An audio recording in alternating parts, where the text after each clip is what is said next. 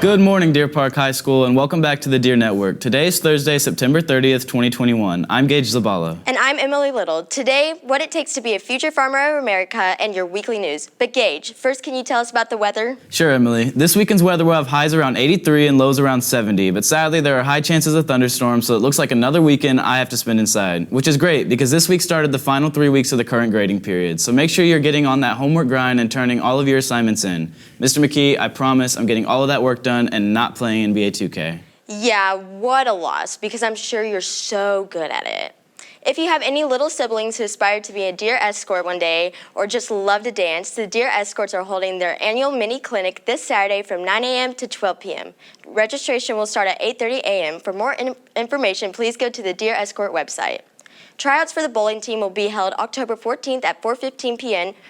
and will run till 5:30 p.m. at Armadillo Lanes on Preston. For more information, you can visit Miss George in room 2313 or email her at bngeorge@dpisd.org. Some people think they know the work it takes to take care of an animal. Yeah, my girl Daisy is such a handful. Well, it takes one to know one. Also, that is one ugly dog. That is actually so disrespectful. I used to be an FFA, and they know what it truly takes to raise a healthy and happy animal. I went back to the barnyard with Jade Torres to check it out. To what many believe, FFA is an organization that solely prides itself on taking care of animals, but actually there is so much more that goes with being an FFA. Basically, it's instead of extracurricular activities, it's co-curricular. It goes hand in hand with all the classes they teach. But it's everything from showing animals to skills contests to individual extemporaneous speaking, all kinds of different activities and contests that help people grow and mature and be ready for the real world. With being an FFA comes many challenges, with many of those coming in when taking care of an animal. If you don't plan on putting a lot of work in, you won't get the results you want. I'm up here every night for at least 2 hours, and that was just with one animal, but when I have 3, I'm up here for 3 hours. In the mornings, you're only here for a little bit, but on the weekends, you should spend the same amount of time in the afternoon as you do in the morning, or like vice versa. Despite the hard work that comes in with being an FFA, the group prides itself on one purpose. There's something for everybody.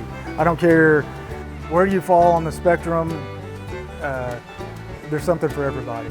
And usually it brings people out of their shell, because a lot of people will come in here timid, nervous, don't have many friends, and they come in here, they come out of their shell and friends with everybody, they talk to people, they become a whole new person. FFA has kind of like made me into the person I am now, because I've gotten a better work ethic with it, because I've had to put in so much work for these animals, and I mean, it's made me better at time management, definitely. I mean, I have my moments, but I think I've gotten way better at managing time. It's really helped me learn responsibility being up here like morning and night, and then weekends as well, so you have to put that before your friends and doing all kinds of like stuff that high schoolers do, but you end up making a lot of friends here and all have the same interest. And everybody can benefit in FFA. Emily, how many of your animals died when you were in FFA again? Never mind, don't answer that. This past week, our FFA students competed in the Pasadena Livestock Show and Rodeo. There, they showed everyone's barnyard favorites, including pigs, rabbits, sheep, goats, chickens, hens, and cows. They all sound delicious. All of these categories had students that placed with some grand champion winners. Congratulations to all of the FFA students. In other award-winning news, the JRTC competed in their competition this past Saturday and walked away with 4 first-place trophies over 13 other Houston area high schools, including in dodgeball. Man, I can see it now. Me on the dodgeball court knocking out all the competition. I'll believe it when I see it. Anyways, in sports news, our Lady Deer Volleyball defeated Episcopal 3-1 on Tuesday. Tomorrow, they will play Pasadena Memorial away at 6:30 p.m. Cross country and swim will be participating in their respective meets this weekend. Cross country will be running Pasadena Invitational tomorrow morning. Swim will be swimming their way into Atascocita to compete in the Early Bird Invitational on Saturday. Make sure to cheer loudly for Emily Little if you go. Nobody's doing that. In football news, last Friday, the Deer totally wiped out Sam Rayburn, taking the homecoming dub with a score of 65-0. This week, they will play on Saturday against South Houston at Veterans Stadium starting at 6 p.m. And last but certainly not least, in addition to the homecoming win, we also crowned our 2021 homecoming queen. Mallory Koning de la Cruz.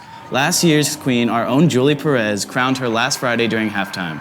Congratulations to her and all of the girls who were elected to be in the homecoming court.